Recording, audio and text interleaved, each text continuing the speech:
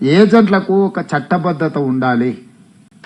రాష్ట్ర ప్రభుత్వం గుర్తింపు కార్డు ఉన్నవాడే ఏజెంటు. అతను ఎక్కడ ఏ వ్యవస్థలతో ఏ సంస్థలతో మాట్లాడుతుండో ఆ యొక్క సంస్థల యొక్క వివరాలు కూడా ప్రభుత్వం దగ్గర నమోదు చేయించే విధంగా చర్యలు తీసుకోవాలని మేము చర్చించుకున్నాం.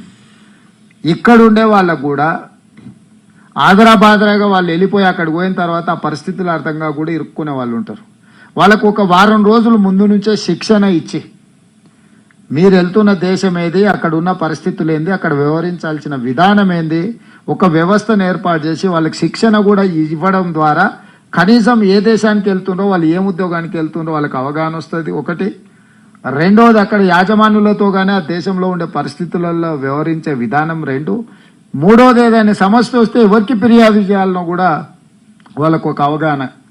ఇట్లాంటివి వాళ్ళకు ఒక వారం రోజులు విదేశాలకు వెళ్లే ముందు, గల్ఫ్ కార్మికులకు ప్రధానంగా వెళ్లే ముందు వాళ్ళకు ఒక వారం రోజులు శిక్షణ కార్యక్రమాలు కూడా తీసుకోవాలి, వాళ్ళకి చెప్పాలి, వాళ్ళకి అవగాహన కల్పించాలన్న ఆలోచన కూడా మా రాష్ట్ర ప్రభుత్వం చేస్తున్నది. దానికి సంబంధించి కూడా కొన్ని నిర్ణయాలను మేము తీసుకోవాలనుకున్నాం.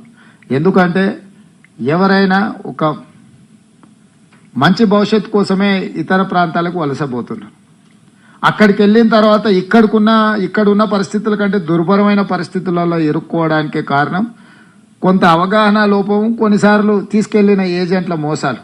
కాబట్టి ఏజెంట్ల చేతుల్లో చిక్కుకొని మోసపోకుండా వెళ్లే వాళ్ళని కాపాడాల్సిన బాధ్యత ఈ రాష్ట్ర ప్రభుత్వం తీసుకోవాలి. ఈ మైగ్రేషన్స్ అన్నిటి మీద, ఇమ్మిగ్రేషన్ దగ్గర కూడా ఎవరు వెళ్తున్నా ఖచ్చితంగా రాష్ట్ర ప్రభుత్వం దగ్గర నమోదు చేయించుకోవాలి. ఏ ఏజెంట్ కూడా రాష్ట్ర ప్రభుత్వం దగ్గర నమోదు చేయించకుంటే ఏ కార్మికుని కూడా దేశ సరిహద్దులను దాటించడానికి వీల్లేని ఒక పటిష్టమైన వ్యవస్థను తీసుకురావాలన్న ఆలోచన మా ప్రభుత్వం చేస్తున్నది.